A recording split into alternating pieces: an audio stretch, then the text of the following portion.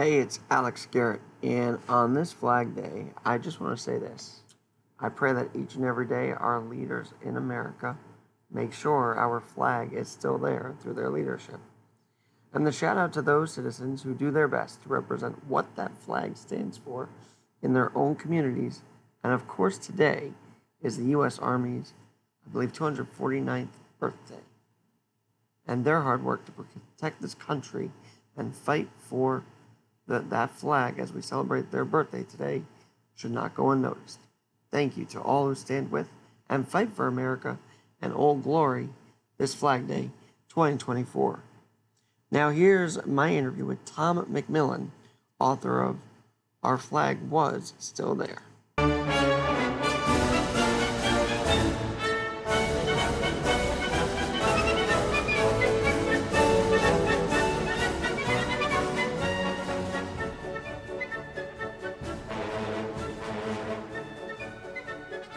Well, this show should really start with the Star Spangled Banner because, yes, last week was Flag Day, but I believe, and maybe my next guest believes as well, that in a very patriotic month of June, it is Flag Day. There are some patriotic moments of this month, but the conversation about Flag Day shouldn't just end on Flag Day, and I want to start there with my next guest, Tom Mcmillan, who we'll get to his book in 1 second. But Tom, you've written about the oldest Star Spangled Banner that's still around. Tell us what you've written through Postal Press. The book Our Flag Was Still There. I was just fascinated about the flag from Fort McHenry, that our national anthem, everybody knows that our national anthem was written about it, but pretty much when I looked at it, I think all people really know was, okay, it flew, they won the battle, Francis Key saw it, wrote a song. But that flag still exists 209 years later. It's at the Smithsonian. And I think people visited, and we just often the way history is, we just know a snippet of it. I was looking into it. So this is a fascinating story of the journey of that flag, what I consider the most famous flag in U.S. history in those 200 plus years, from Fort McHenry in Baltimore to the Smithsonian and all the ebbs and flows in between. And I got to ask you, how did you track this down? I mean, you weren't around in 1814, but how did you track down the remainder of this beautiful story here? Yeah, well, I went to the Fort McHenry in Baltimore. They have good resources. The Smithsonian in D.C. was tremendous. They had about 400 pages of research. I don't think many people have ever asked them for it. I was able to pour through that. And then I was really lucky and made it really personal, Alex, because I was able to track down some direct descendants of George Armistead, who was the commander at Fort McHenry and the guy who thought of the flag and actually took it home after the battle. Kind of in violation of Army regulations, but he took it home, and it remained in the possession of that family for 90 years, which is one of the reasons that it exists today. So those family members had some tidbits and photos and really interesting things that made it personal for me. It was a patriotic journey for me. That was cool. So Fort McHenry, Smithsonian, National Archives, and family descendants. Talking with Tom Mcmillan, he is the author of Our Flag Was Still There, the Star Spangled Banner that survived the British and 200 years, and the Armistead family. Now, we'll get to the Armistead family a little more, but people may say, well, why are you doing this a week after Flag Day? But a story like this, it just shows that the American history continues even after one day a year, right? Absolutely. And, and we're patriotic on the 4th of July. And this battle at Fort McHenry, when Key saw the flag, was actually in September 13th and 14th, overnight. He saw it the morning of the 14th. So this is a spreading story. And the journey of the flag isn't just one day either. I mean, a lot of the book is how and why it survived, a rather incredible story. So when you go to the Smithsonian today and you see it, I hope if people read it, they'll appreciate everything, all the people who were involved to get it here over those centuries, that we can still look at it. And it's really dramatic when you see it in the museum. When you say spread out, no kidding. There are more than 8 feet of material, a.k.a. the largest American flag during the War of 1812, cut into small pieces. Now, is it not American would this be considered desecrating the flag by cutting into pieces? Give us your thoughts on that. Well, it would have been. Yeah, part of the story, again, there are different traditions in different centuries. We have to put ourselves back at that time. Yeah, for the listeners, the flag originally was 30 feet by 42 feet, huge flag. At the Smithsonian, it's now 30 by 34. It's 8 feet shorter. It's because in the mid 1800s, the Armistead ladies, his wife and his daughter, would do something that would be, as you said, would be considered sacrilegious to us today, but was commonplace back then. They would cut off pieces of the flag and give them as souvenirs to battle veterans, maybe their families, dignitaries in Baltimore. And over several decades, they cut away 8 feet. I was talking to one of the archivists at the Smithsonian, and she said, yeah, we would be aghast at that today. You could not do that today. But back then, in the 1800s, that's what you did. So they cut away pieces of the flag, and some of those have been returned to the Smithsonian. They have some of those pieces available as well, but some of them are still in homes and little museums around the country. Tell us about that. Where does the flag live today? It's at the National Museum of American History in Washington, D.C. with the Smithsonian. Actually, about 50, you lose track of time. In the early 60s, the Smithsonian itself was just one museum back then. Now it's multiple. But it was just one museum, and everything was getting cluttered. And they decided back then that they would create a museum just for American history, and they built it around the Star-Spangled Banner. Flag Hall was on the second floor, and it's still there on the second floor. They did a massive renovation about 15 years ago in 2008. It's really dramatic the way they've done it, because you have to take care of that textile that's 209 years old. They had to do a lot of work on it, but it's still there. So people, and those museums in D.C. are free. People go in every day, and I went down there several times, and sometimes, when you write, you get writer's block. And I live in Pittsburgh, but if I got that, I would drive down to D.C. and go see it. And I was inspired just by looking at it and thinking, nobody's really told this story beginning to end. I want to be the one who's able to tell the story. Well, it seems like this is the flag that the rockets, red glare, bombs bursting in air were reflecting. Yeah. And I got to ask you, were there descendants of Armistead that talked to you? How did you get this behind-the-scenes look, if you will? Yeah, well, I did. I cold wrote them letters. I did some research. You can find a lot of things on Ancestry.com, and I just cold wrote them letters, explained to them who I was and what I was doing, and they were extremely gracious. Some folks in Philadelphia and some folks in Florida, they were excited that someone was talking about it, and they had me to their homes, and they were very gracious. Provided some photos for the book, provided some documents. Actually, because of this, Alex, one of the things I'm proudest of, a little side view here, is because of the research, I was able to put some of them in touch with the people at the Smithsonian, and they have donated several of George Armistead's items now to the Smithsonian. They were in their home. He had in his home, I saw them in Philadelphia, they had his original U.S. Army commissions that were signed by, get this, John Adams, Thomas Jefferson, and James Madison. They were in their home. And they had an 1816 painting of him. And those things now, the Smithsonian was very excited. And the Armisteads decided, we have these in our home. It's nice, but if we give it to the Smithsonian, we know it'll be preserved for all time. So the Smithsonian authenticated those pieces, and they have now been donated down there. So it's kind of a cool little thing for me as an author. It wasn't the purpose of the book, but because of that, I was able to put those two together, and those items will now be available to the American public. I got to ask you this because, we just kind of went out the gate here about the flag, but you are Tom Mcmillan, and for those who are just listening to the show for the first time, listening to you for the first time, give us some insight into who Tom Mcmillan is. You are a historian and an author. Yes, I actually just retired from my profession, which was in sports media and communications, believe it or not. I was a writer and a broadcaster, and then I worked as VP communications for the Pittsburgh Penguins of the NHL for 25 years. But history was always my passion.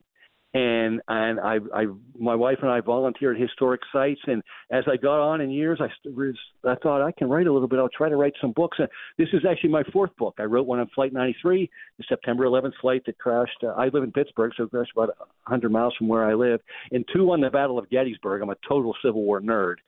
But this one, there's an Armistead family member who's famous at Gettysburg. He was involved in Pickett's charge. And by researching that book is when I really stumbled across some of this information, and I thought this is the kind of story that I want to do. So, sports media and communications was my profession, but history and history writing is my hobby and will continue to be so.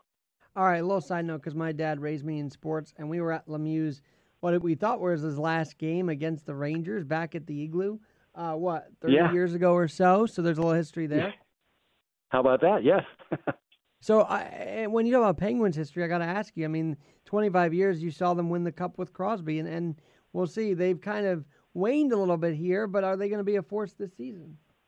Yeah, well, it's there's an ebb and flow of sports. They have beaten back the curve because they made the playoffs for 16 straight years. This past year was the first year they missed in 17 years. That's almost impossible to do. You can't in the salary cap era. It's really hard to do that. So just that sustaining excellence for that long. I mean, you can't stay on top forever. But Crosby and Malkin and Letang are still here, and there's a new GM, so they're gonna try to retool and take another run. But it has really been a golden era, and I was very privileged to have a front row view with those Lemieux teams, which I covered for the Pittsburgh Post-Gazette, and then the Crosby teams, where I was involved as an executive to be part of those Stanley Cups. Some of the great memories of my life, obviously. It's amazing that I brought you on to talk about the American flag, and here we are talking about the Penguins, but I've kind of had a bit of a history with them as well. And, of course, McCutcheon now in Pittsburgh. The Pirates have come along now this year as well. We'll have to see what happens there. Yeah, it's a good sports town, and it was an easy. If you love sports, which I did, and loved writing, which I did, it was easy to get motivated to get into that kind of career. But Alex, when they would ask me about this history stuff, I would say for most people, sports is their escape from their real job, their escape from their life. And I say when you work in sports, you need an escape from it. And so history was my sports. That's what I did in my downtime.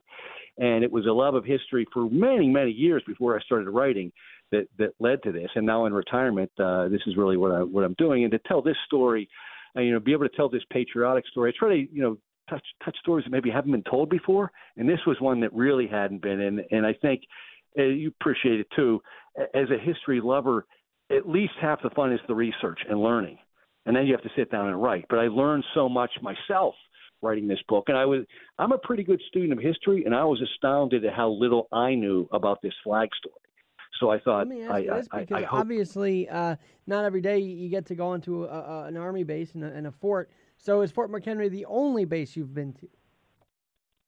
Oh, no, I mean, Fort McHenry is essentially a national park. It's part of the National Park Service. So I had visited there plenty of times before, just through my life. Whenever you're in Baltimore, I always went to Fort McHenry, never thinking I was going to write a book. So it's a special place because the walls of the fort are still there. I mean, you can stand there and look out on the water in Baltimore Harbor, and you can see where Key's ship was, and imagine what was happening that day. And the big flag flies over the fort. So it's it's a former military base, but now it's they call it a National Historic Site, but it's basically run by the National Park Service, free to the public. There's no charge to go to Fort McHenry. As a historic site, though, I know they can't really change much. I mean, I don't know if we're getting into the base or not, but are there relics from the base that you can see at the park?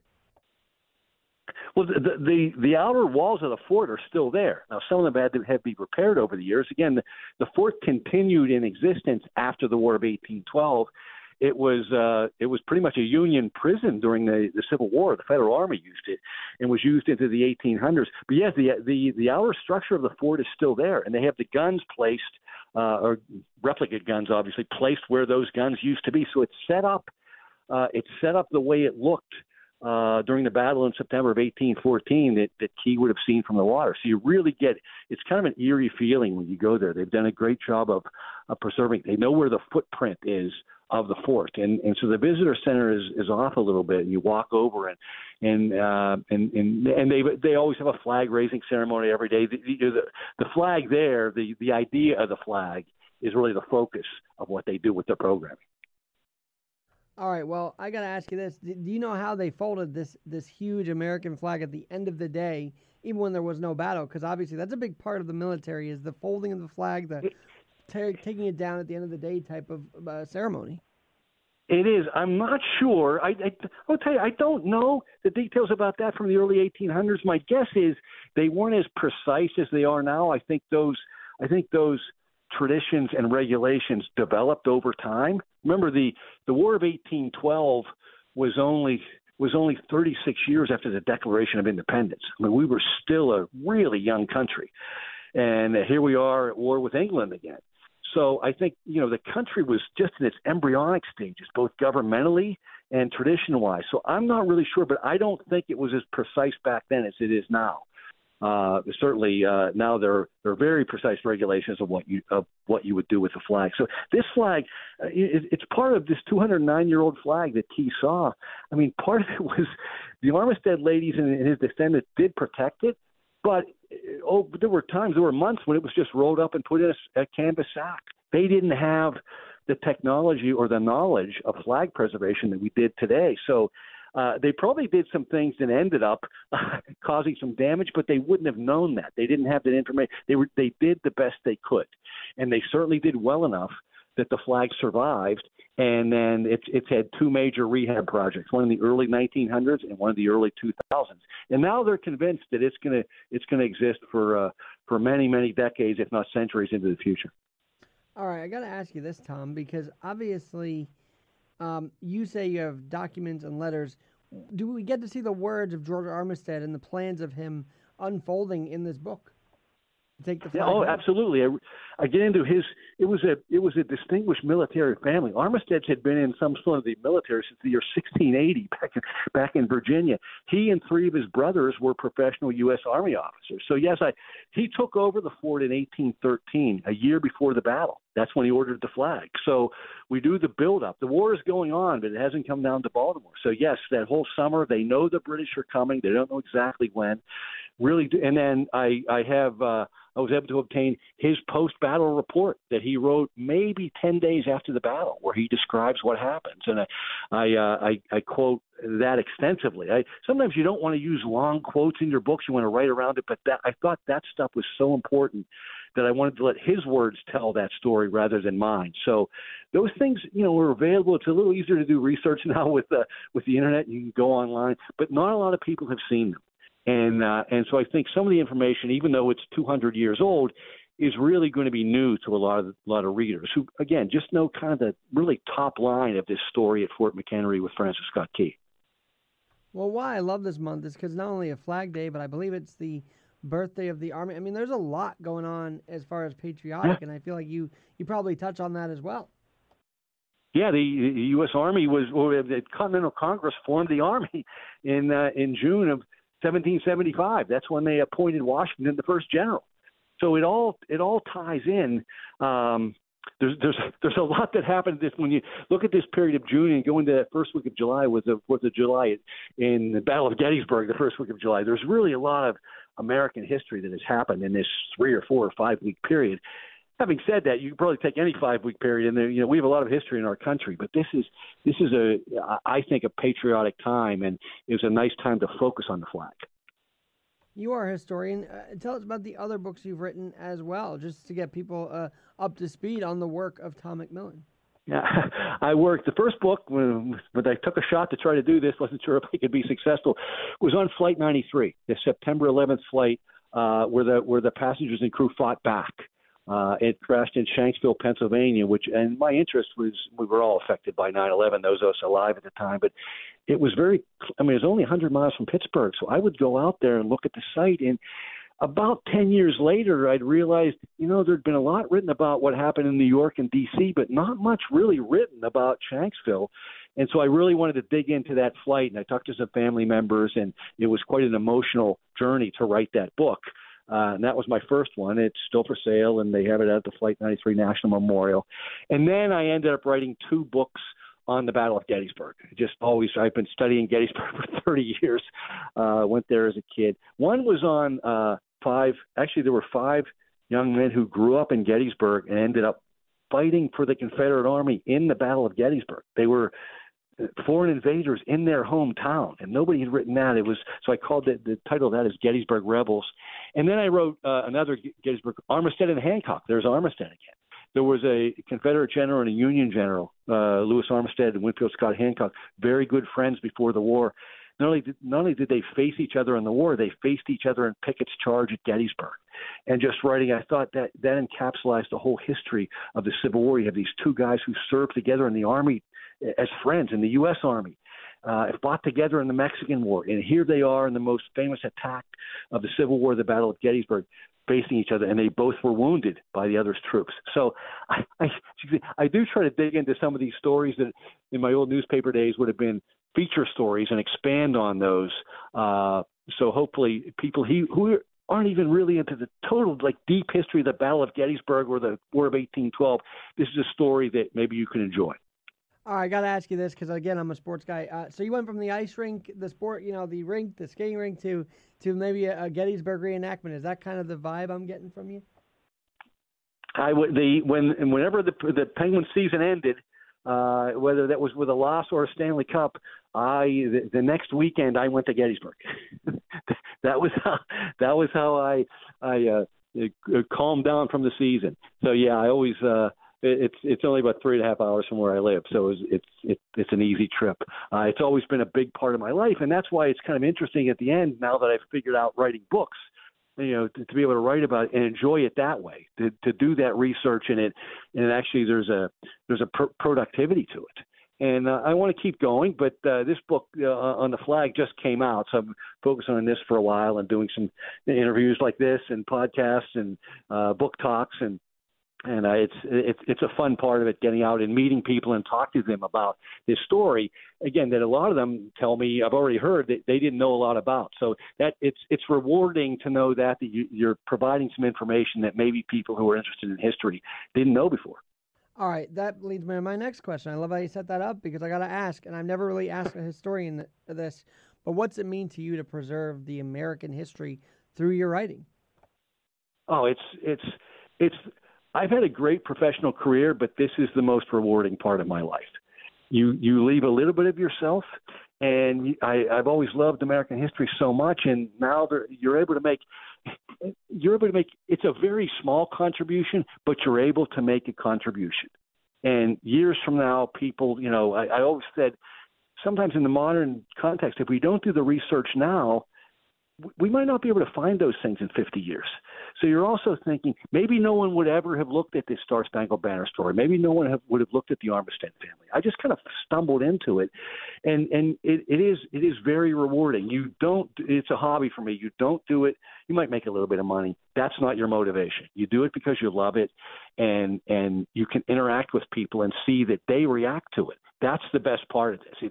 It's having people read it and learn and getting that feedback that keeps you going. All right, then I got to ask you this, because obviously you've now covered Baltimore, you've covered Gettysburg. What about the history of the Steel City? Will you ever cover your hometown, Pittsburgh, in a book? I don't know. People have asked me that to write my book on Pittsburgh. Who knows? I'm wide open. One thing I can tell you, Alex, though, there are always people, and especially friends and family members, when they know you write books, why don't you write about this? Why don't you write about that? There have been a couple of ideas that I had that I started, and I just didn't feel it. Even though I was interested in the topic, it's a lot of work. It's fun. It's a hobby. I enjoy it, but it is a lot of work. It's a lot of time, and you have to love the story. And you kind of know that as soon as you're a little bit in, maybe a couple of chapters in. I've started a couple of books, a couple of chapters. This doesn't feel right. So I think that's part of it. You have to love it. So you never know. The next book is never planned. I've always allowed myself to stumble onto these other books. So we'll see what happens. There's certainly a lot of history here in Pittsburgh, but there might just be something of traveling for research that intrigues me too. So I'm an open canvas on that. Well, if you ever come to New York, let us know. We'd love to talk with you more. One last thing, favorite rendition of the national anthem that I could play to end the segment today? There are so many of them. There have been so many great ones at sporting events. The Whitney Houston people talk about that. I like the straight, dramatic, patriotic one. I really do. People have had great versions of it, but just it's the song. When I hear the music and I think about the flag, that's what inspires me. So, while I know there's some famous ones, I just like the basic, straightforward version of the anthem. The one that I grew to know and love as a kid. So I don't know if that's a very exciting answer, but it makes me stand at attention whenever I hear it. Tom Mcmillan, thanks so much, and we'll definitely have you back on the Alex Garrett Podcast Network.